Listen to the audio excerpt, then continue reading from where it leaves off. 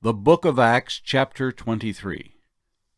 Then Paul, looking earnestly at the council, said, Men and brethren, I have lived in all good conscience before God until this day.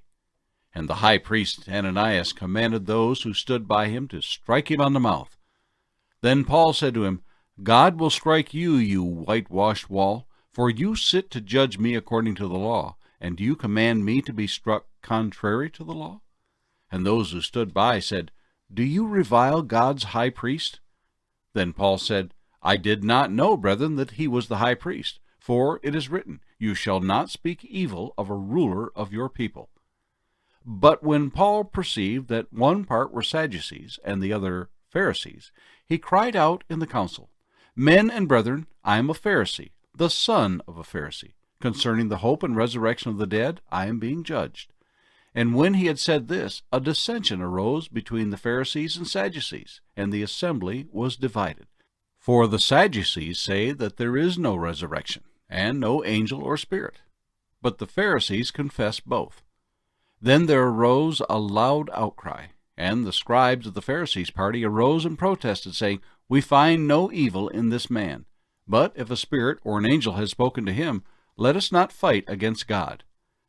Now when there arose a great dissension, the commander, fearing lest Paul might be pulled to pieces by them, commanded the soldiers to go down and take him by force from among them, and bring him into the barracks. But the following night the Lord stood by him and said, Be of good cheer, Paul, for as you have testified for me in Jerusalem, so you must also bear witness at Rome. And when it was day, some of the Jews banded together and bound themselves under an oath, saying that they would neither eat nor drink till they had killed Paul. Now there were more than 40 who had formed this conspiracy. They came to the chief priests and elders and said, We have bound ourselves under a great oath that we will eat nothing until we have killed Paul. Now you, therefore, together with the council, suggest to the commander that he be brought down to you tomorrow, as though you were going to make further inquiries concerning him. But we are ready to kill him before he comes near. So when Paul's sister's son heard of their ambush, he went and entered the barracks and told Paul. Then Paul called one of the centurions to him and said, Take this young man to the commander, for he has something to tell him. So he took him and brought him to the commander and said, Paul the prisoner called me to him and asked me to bring this young man to you. He has something to say to you. Then the commander took him by the hand, went aside, and asked privately, What is it that you have to tell me? And he said, The Jews have agreed to ask that you bring Paul down to the council tomorrow, as though they were going to inquire more fully about him. But do not yield to them, for more than 40 of them lie in wait for him, men who have bound themselves by an oath that they will neither eat nor drink till they have killed him. And now they are ready, waiting for the promise from you. So the commander let the young man depart, and commanded him, Tell no one that you have revealed these things to me. And he called for 2 centurions, saying, Prepare 200 soldiers, 70 horsemen, and 200 spearmen to go to Caesarea at the 3rd hour of the night, and provide mounts to set Paul on, and bring him safely to Felix the governor. He wrote a letter in the following manner, Claudius Lysias, to the most excellent governor Felix. Greetings. This man was seized by the Jews and was about to be killed by them.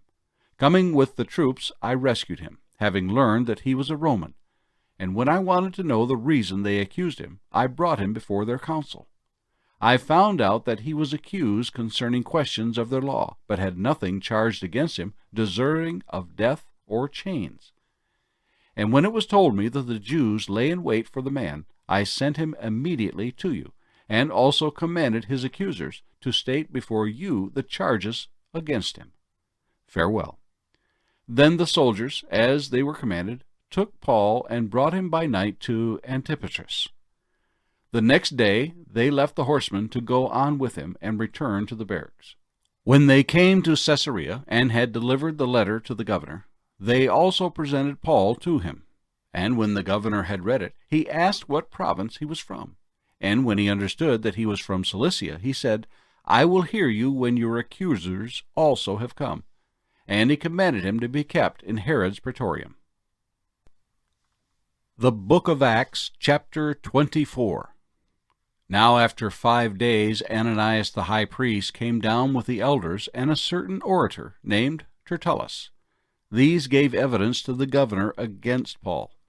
And when he was called upon, Tertullus began his accusation, saying, Seeing that through you we enjoy great peace, and prosperity is being brought to this nation by your foresight, we accept it always and in all places, most noble Felix, with all thankfulness. Nevertheless, not to be tedious to you any further, I beg you to hear, by your courtesy, a few words from us. For we have found this man a plague, a creator of dissension among all the Jews throughout the world, and a ringleader of the sect of the Nazarenes. He even tried to profane the temple, and we seized him, and wanted to judge him according to our law. But the commander Lysias came by, and with great violence took him out of our hands, commanding his accusers to come to you. By examining him yourself, you may ascertain all these things of which we accuse him. And the Jews also assented, maintaining that these things were so.